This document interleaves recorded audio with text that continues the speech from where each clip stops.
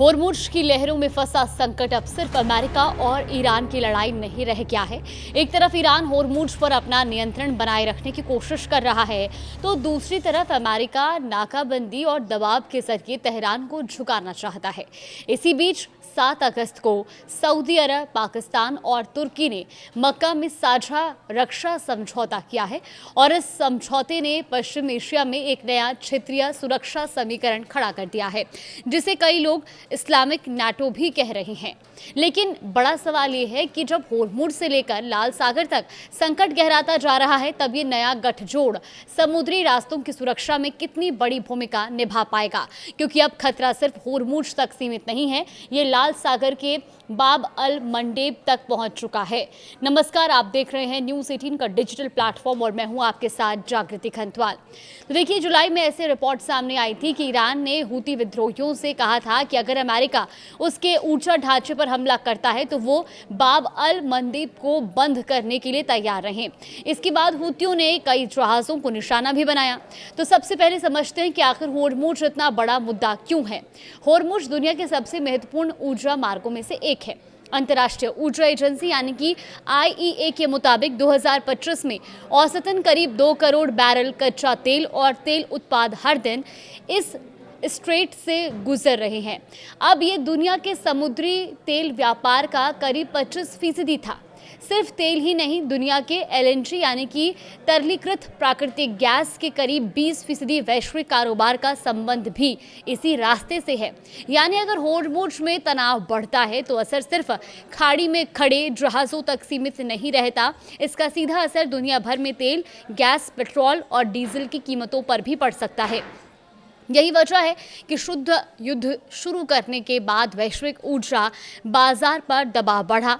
IEA ने मार्च में अपने इतिहास का सबसे बड़ा आपात तेल भंडार जारी करने का फैसला किया था, करीब 40 करोड़ बैरल। अगस्त तक एजेंसी ने चेतावनी दे रही थी कि वैश्विक तेल भंडार तेजी से घट रहे हैं और 2026 में दुनिया की तेल आपूर्ति में बड़ी गिरावट की आशंका है। अब सवाल है कि संकट के लिए जिम्मेदार कौन है। सबसे पहली बात ईरान की। ईरान पर सबसे बड़ा आरोप यही है कि वो एक अंतर्राष्ट्रीय समुद्री मार्ग को अपने रणनीतिक दबाव के औजार की तरह इस्तेमाल कर रहा है। तेहरान ने होर्मुज़ में जहाज़ों की आवाजाही पर रोक और नियंत्रण से जुड़े कदम उठाए हैं। अगस्त में ईरानी संसद की एक समिति ने ऐसे मसौदे पर विचार किया जिसमें अमेरिका, इजराइल और दूसरे शत्रु माने जाने वाले देशों के जहाज़ों पर रोक लगाने और नियम तोड़ने वाले जहाज़ों पर उनके सामान की कीमत के 20% तक जुर्माने का प्रावधान बताए जाने की बात सामने आई। मार्च में ईरान के रेवोल्यूशनरी गार्ड्स यानी कि IRGC पर होर्मुज़ में माइंस बिछाने और जहाज़ों पर हमले करने के आरोप भी लगे।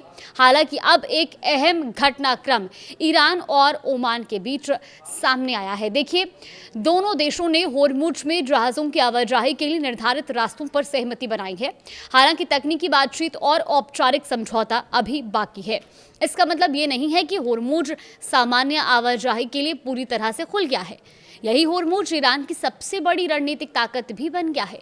जल मार्ग को खोलने या बंद रखने का सवाल अब सिर्फ सुरक्षा का नहीं बल्कि बातचीत और दबाव की बड़ी चाबी बन चुका है। अब आते हैं अमेरिका पर। देखिए, पूरी कहानी का दोष सिर्फ ईरान पर डालना भी आसान नहीं है, क्योंकि अमेरिका ने जुलाई में ईरान पर अपनी नौसैनिक नाकाबंदी फिर लागू करने की घोषणा की।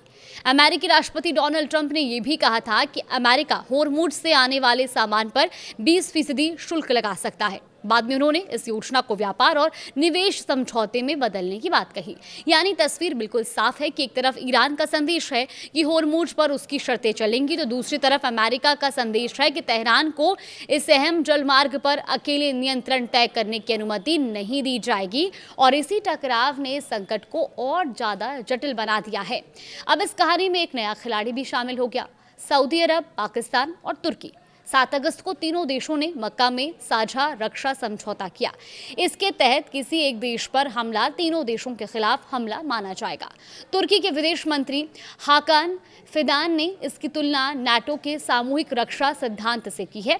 हालांकि तीनों देशों ने यह साफ किया कि ये समझौता किसी खास देश के खिलाफ गठजोड़ नहीं है। इसी वजह से इसे इस्लामिक नाटो कहना आकर्षक जरूर है, लेकिन अभी इसे नाटो जैसा मानना जल्दबाजी होगी, क्योंकि इस समझौते का वास्तविक सैन्य ढांचा और जमीन पर संयुक्त कार्रवाई की क्षमता अभी तय होनी बाकी है। फिर भी सवाल बड़ा है, अगर खाड़ी और आसपास के समुद्री रास्तों पर इतना बड़ा संकट है तो ये नया सुरक्षा गठजोड़ इन रास्तों की सुरक्षा में कितनी सक्रिय भूमिका निभाएगा। अभी तक इस संगठन की तरफ से होर्मुज में कोई ठोस साझा सैन्य हस्तक्षेप दिखाई नहीं दिया है।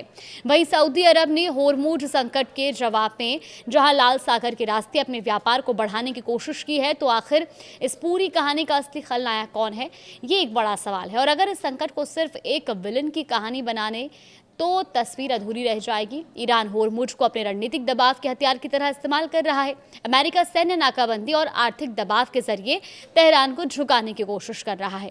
सऊदी अरब, पाकिस्तान और तुर्की का नया रक्षा गठजोड़ अभी अपनी वास्तविक सैन्य भूमिका साबित करने के शुरुआती दौर में है और इसके ऊपर हूती विद्रोहियों का मोर्चा अलग खुला हुआ है। यानी इस वक्त दुनिया के नक्शे पर दो बेहद महत्वपूर्ण समुद्री रास्ते होर्मुज और बाब अल मंदेब वैश्विक ऊर्जा और व्यापार के लिए बड़े जोखिम का कारण बने हुए हैं और इसकी कीमत सिर्फ एक देश को नहीं चुकानी पड़ रही। तेल भंडार घट रहे हैं, आपूर्ति में कमी बढ़ रही है और अगर युद्ध लंबा खिंचता है तो पूरी दुनिया की अर्थव्यवस्था पर दबाव और बढ़ सकता है। वहीं IEA ने अगस्त में अनुमान लगाया कि 2026 में वैश्विक तेल आपूर्ति में रोजाना 43 लाख बैरल तक की गिरावट हो सकती है।